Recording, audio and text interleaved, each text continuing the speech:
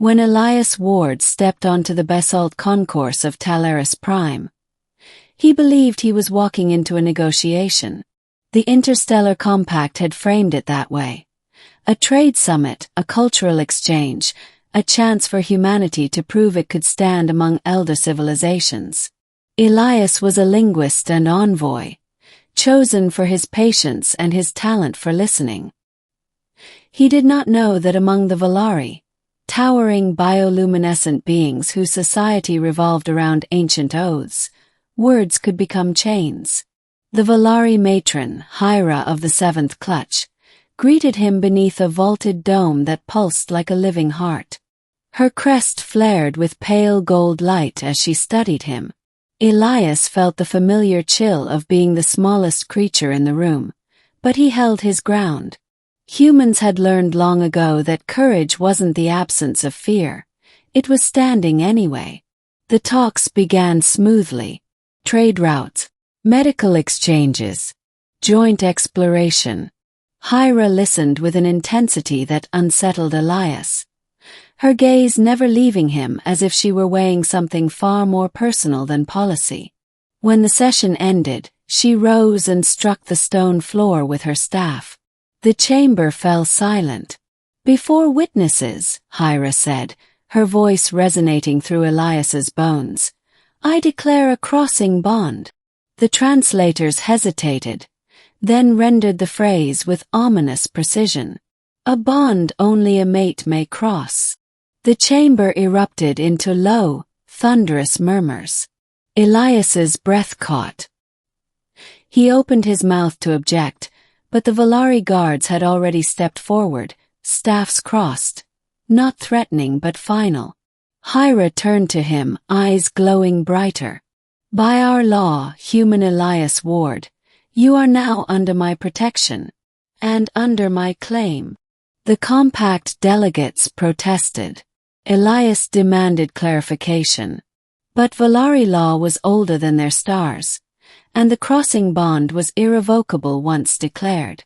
To cross it, by leaving Valari space or refusing the bond, meant death, not as punishment but as consequence. The bond was woven into Valari biology, a quantum-encoded vow that bound two beings' life forces together. The human had no way out. At least that's what everyone believed.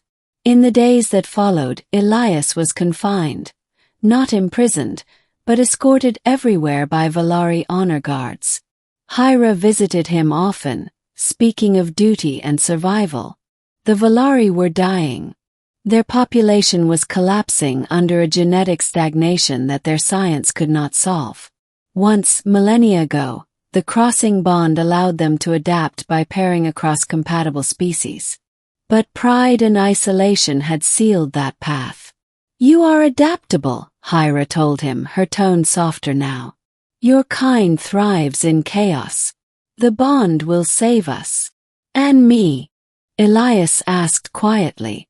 She hesitated. "You will endure." Humans were very good at enduring. But Elias did more than that. He listened. He observed. He asked questions, not as a captive but as a scientist. He learned that the bond did not overwrite consent. It amplified compatibility. It required resonance, not submission. The Valari had forgotten that part.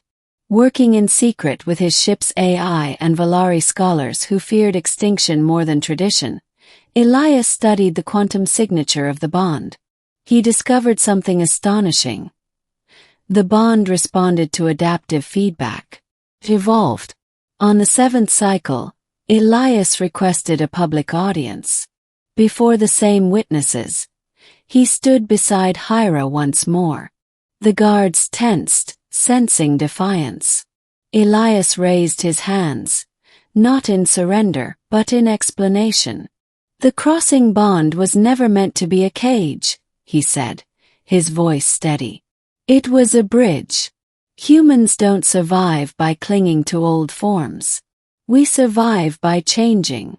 He activated the device he had built, a translator, a resonator, a human invention born of desperation and hope. It synchronized his neural patterns with the bond's quantum weave, introducing variability, choice.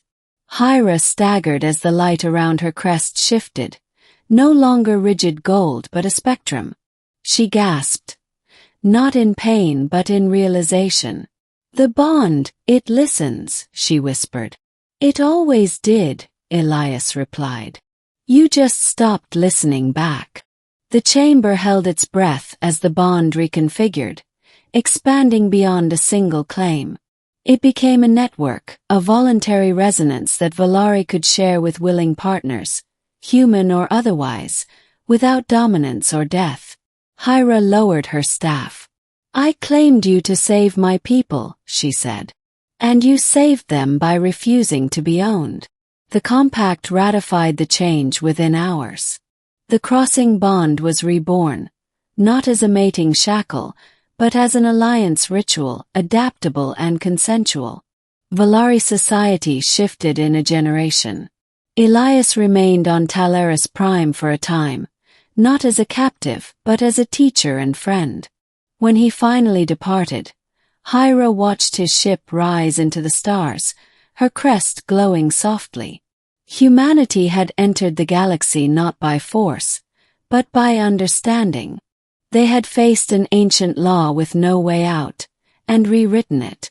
That was the human way.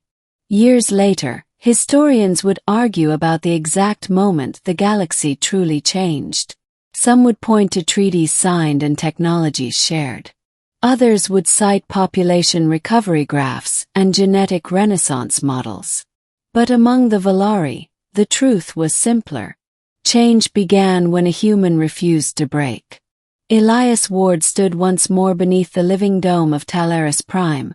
Older now, lines etched into his face by radiation storms and sleepless nights. The dome pulsed gently, no longer reacting solely to Valari presence. It responded to dozens of species now, proof that the crossing bond had become something greater than its creators. Hira approached him, her once dominant posture softened by time. She was no longer matron by absolute authority, but by choice. Her people followed her because she had learned the hardest lesson a ruler ever could. Survival demanded humility. "You could have left years ago," she said quietly. "The bond released you fully." Elias smiled faintly. "I know. But humans don't walk away from something they helped rebuild." They stood together as young Valari initiated a new bond. Not a claim, not a cage, but a shared vow with an offworlder who had chosen them freely. The energy shimmered softly, warm instead of binding. Hira's crest dimmed in reverence. "Once, I believed strength meant possession," she admitted. "That survival required taking." Elias looked up at the vast stars visible through the dome's opening. "We learned the opposite the hard way. Strength is choosing not to take, especially when you can." When his ship finally departed for the last time, it did not leave behind a legend of conquest or domination. It left behind a precedent. The galaxy would remember that when an ancient species tried to bind a human with a law older than reason, the human did not fight the chain. He taught it to change. And from that moment forward, no species ever again mistook humanity's adaptability for weakness. Because when there is truly no way out, humans build a new way forward.